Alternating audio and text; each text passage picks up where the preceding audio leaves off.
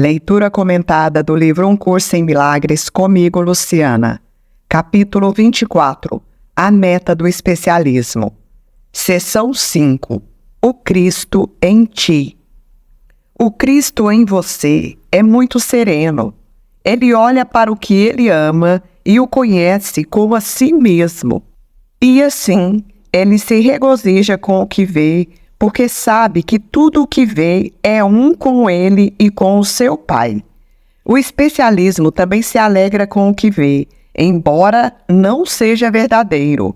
No entanto, o que você busca é uma fonte de alegria conforme a concebe, conforme a gente acredita. Desse modo, o que você deseja é verdadeiro para ti.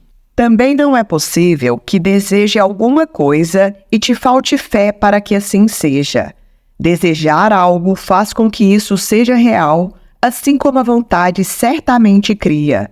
O poder de um desejo sustenta ilusões com tanta força quanto o amor estende a si mesmo, exceto que um delude e o outro cura.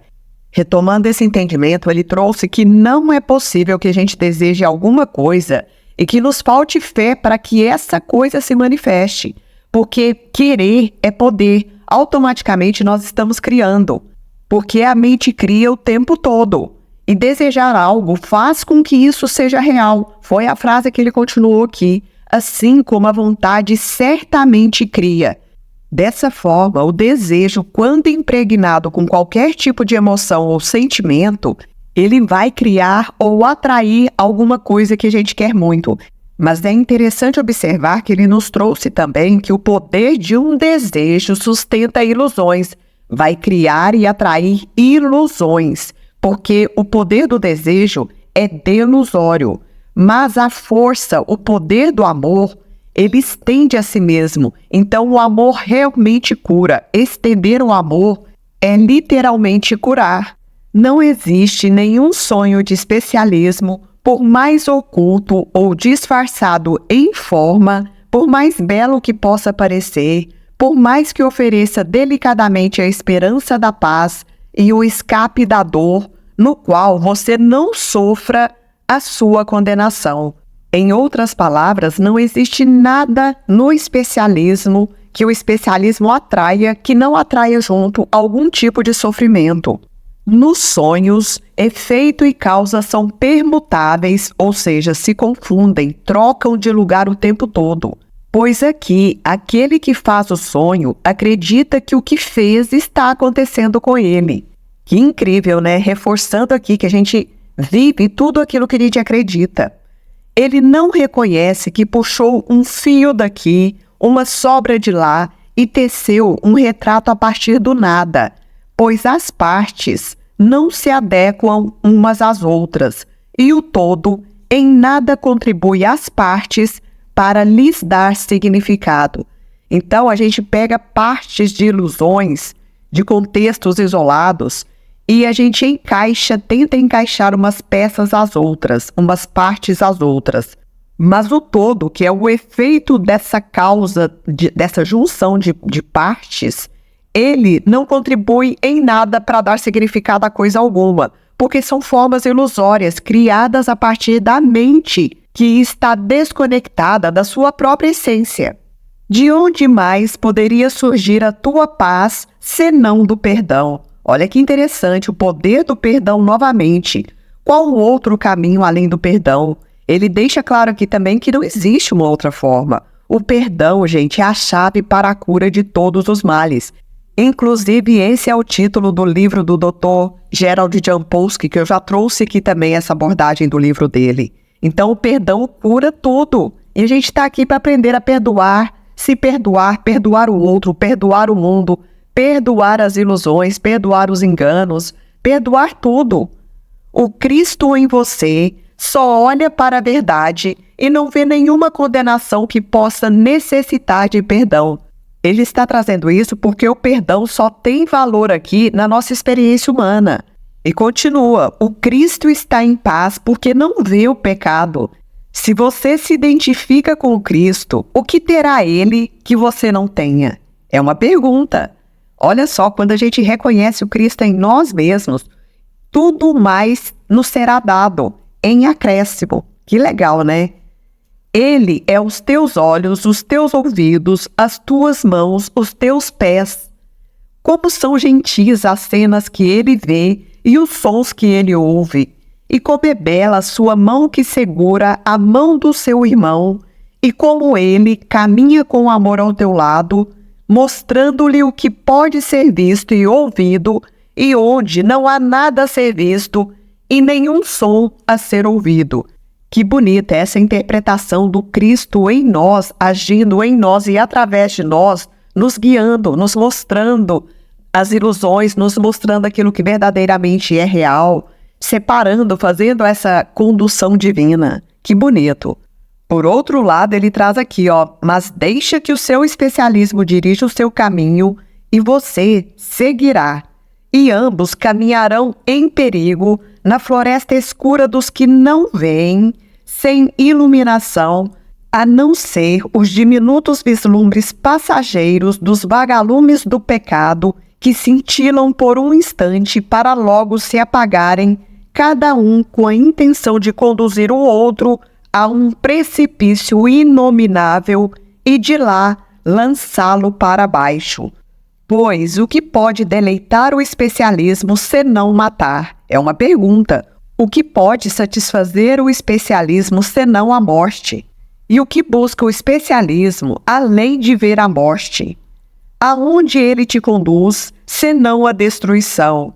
No entanto, não pense que ele olhou para o teu irmão em primeiro lugar e nem que ele o odiou antes de te odiar. Então o especialismo não olhou primeiro para o nosso irmão, ele olhou primeiro para a gente mesmo. O especialismo que a gente escolhe olha para a gente mesmo, odeia quem somos, porque sabe que somos seres divinos, e por isso mesmo ele quer acabar com a gente, quer nos eliminar.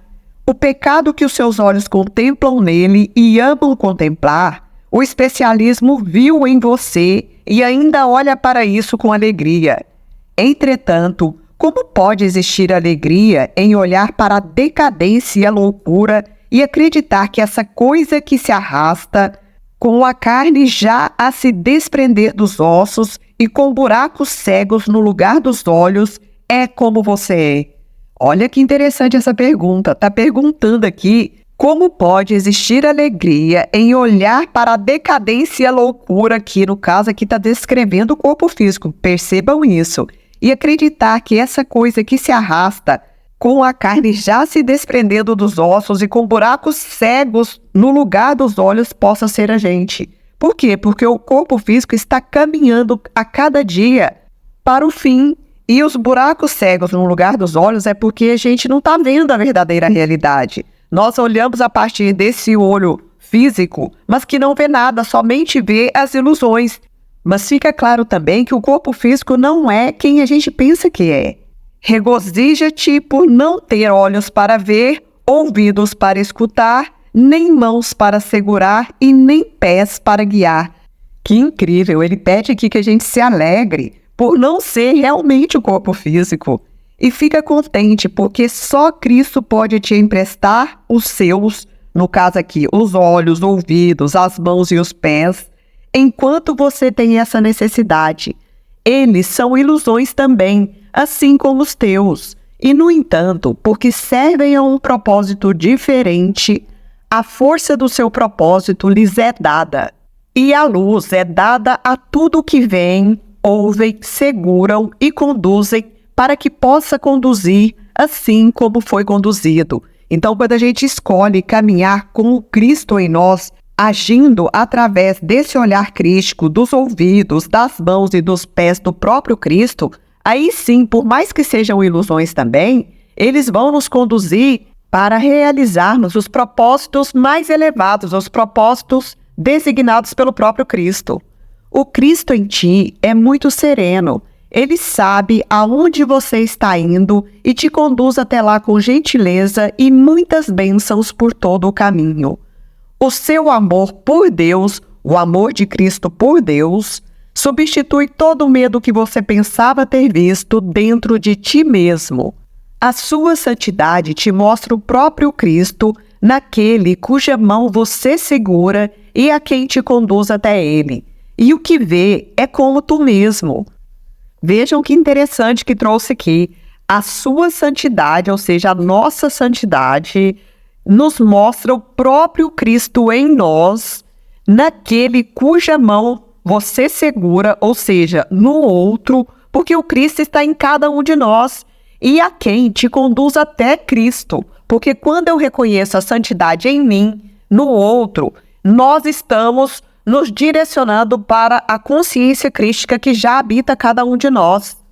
Ele traz uma pergunta agora: pois o que, senão Cristo, está presente para ver, ouvir, amar e seguir ao lar? Que lindo, gente! Então, é o Cristo em nós que está presente o tempo todo.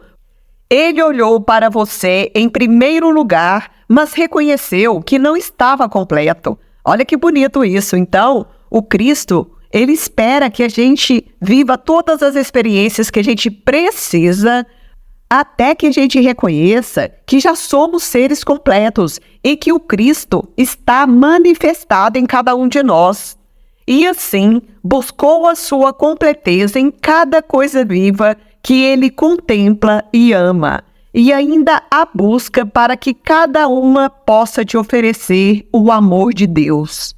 Apesar disso, ele está em quietude, pois sabe que o amor está em ti agora e é mantido em você com segurança pela mesma mão que segura a mão do teu irmão na sua. Olha que lindo! Então, quando a gente entra nesse entendimento, nesse processo de unidade, de nos unirmos a cada um dos nossos irmãos, nós estamos estendendo o próprio amor de Cristo. A mão de Cristo mantém todos os seus irmãos nele mesmo. Ele lhes dá visão para os teus olhos que não veem e canta o que é do céu para eles, de modo que os seus ouvidos não mais possam ouvir o som da batalha e da morte, de forma que os nossos ouvidos não possam mais se direcionar aos ataques e às ilusões. Estendendo a sua mão, ou seja, estendendo a mão do Cristo em nós, ele alcança outros através deles, para que todos possam abençoar todas as coisas vivas e ver a própria santidade. No caso, reconhecer a própria santidade. E ele se regozija porque você agora pode ver essas cenas, olhar para elas com ele e compartilhar a sua alegria, compartilhar a alegria do próprio Cristo. Cristo está livre de todo especialismo e é isso que ele te oferece para que possa salvar da morte todas as coisas vivas, recebendo de cada uma a dádiva da vida que o teu perdão oferece ao teu ser, que o nosso perdão oferece ao Cristo, ao nosso ser crístico. Gente, é muito bonito. Olha que lindo que falou aqui. Cristo está livre de todo especialismo. Quando nós nos livramos do especialismo, de toda forma de especialismo, nós somos o Cristo livre dos especialismos. A visão de Cristo é tudo o que há para se ver. A canção de Cristo é tudo o que há para se ouvir. A mão de Cristo é tudo o que há para se segurar. Não há outra jornada que não seja a de caminhar com Ele. Isso me trouxe à mente uma frase do próprio Cristo: eu sou a vida, a verdade e o caminho. Que lindo, né? No meu ponto de vista, essa frase que eu acabei de dizer denota que o Cristo é a própria vida manifestada. A verdade é aquilo que a gente tem para descobrir aqui, que existe uma outra realidade. Por isso que tem uma outra fala do Cristo que diz: conhecereis a verdade e a verdade vos libertará. Nos libertará de quê? Das ilusões, do mundo de ilusões. E também, complementando a frase dele, eu sou a vida, a verdade e o caminho é isso aqui que a gente está vivendo. Para que a gente reconheça a beleza da vida, para que a gente entenda que estamos aqui para descobrir que somos personagens de um mundo de ilusões. Que incrível! Por isso que não vale se apegar a nada, nenhum tipo de crença, nenhum tipo de julgamento, não vale brigar com a vida, não vale brigar com os outros, acusar ninguém, porque é perda de tempo, gente. temos muito a fazer e nós temos estado muito atrasados. Também é uma fala do Cristo. Você que ficaria contente com o especialismo e que busca salvação em uma guerra com o amor, considera isto. Olhem bem o que vem pela frente. Olha o que é para a gente considerar. O Santo Senhor do céu desceu Ele próprio a ti para te oferecer a tua própria completeza. Então, trazendo aqui de uma outra forma, o próprio Deus desceu do céu, se manifestou aqui em nós para nos oferecer a nossa própria completeza. Só que para isso, cada um tem que descobrir que já é um ser completo, que não nos falta nada. Mas quando a gente não reconhece isso, a gente se aprisiona no mundo de ilusões. Por outro lado, quando a gente começa a descobrir essa outra face desse mundo manifestado, aí sim a gente entra nesse caminho crístico. Eu vou retomar a frase só para trazer mais sentido. Então, olha aqui. Você que ficaria contente com o especialismo e que busca salvação em uma guerra com um amor, considera isto. O Santo Senhor do céu desceu Ele próprio a ti para te oferecer a sua própria completeza. O que é seu, no caso o que é dele, é teu, porque na sua completeza está a completeza dele. Ele, cuja vontade não é ser sem seu filho, nunca poderia determinar que ficasse sem os teus irmãos. Por que, gente, que ele está falando isso? Porque o Filho único de Deus é a unidade de todos os filhos aqui manifestados no mundo de ilusões. E iria Deus te dar um irmão que não fosse perfeito como você e exatamente igual a ele em santidade, assim como você não pode deixar de ser? Que lindo! Tem que haver dúvida antes que possa haver conflito, e toda dúvida tem que ser a respeito de ti mesmo. Que interessante! Ele está trazendo que toda dúvida tem que ser a respeito daquilo que a gente pensa que é. Quando a gente começa a duvidar dessa personalidade, dessa manipulação do ego, aí sim a dúvida vai gerar um certo conflito, mas é esse conflito que vai abrir um outro caminho, porque até então a gente acreditava que era esse ser limitado que está aqui, mas não somos. E é o que continua falando aqui. E Cristo não tem dúvida, no caso ele não tem dúvida de quem somos verdadeiramente, e da sua certeza vem a sua quietude, e da certeza do próprio Cristo a respeito de quem somos, vem a quietude do próprio Cristo. E ele trocará a sua certeza por todas as suas dúvidas, ou seja, ele nos dará a certeza dele, se você concordar que ele é um contigo e que essa unidade é sem fim, sem tempo e está dentro do teu alcance, porque as tuas mãos são as suas, ou seja, as nossas mãos são as mãos do próprio Cristo, mas ele só vai substituir as nossas dúvidas pela certeza dele quando nós reconhecermos, concordarmos que o Cristo está em nós e que essa unicidade é ilimitada, está fora do tempo, mas está dentro do nosso alcance. Por quê? Porque a gente precisa tomar essa decisão, precisa escolher a favor da unidade, a favor desse entendimento, desse reconhecimento. Ele está dentro de você, ou seja, o Cristo está dentro de nós, no entanto, caminha ao seu lado e diante de você, te mostrando o caminho pelo qual ele tem que seguir para achar-se completo. Traz novamente essa ideia de que somos conduzidos, que estamos sendo guiados por uma força amorosa incrível, que nos conduz para a unidade para completarmos o próprio Cristo. A sua quietude venha a ser a tua certeza, a quietude de Cristo venha a ser a nossa certeza. E onde está a dúvida quando a certeza veio? É a pergunta final dessa sessão. Que profundo, né? Então que a gente não duvide, que a gente se abra cada dia mais para essa linda condução, para esse lindo caminho de extensão do amor em direção à unidade. Fim da leitura do livro-texto.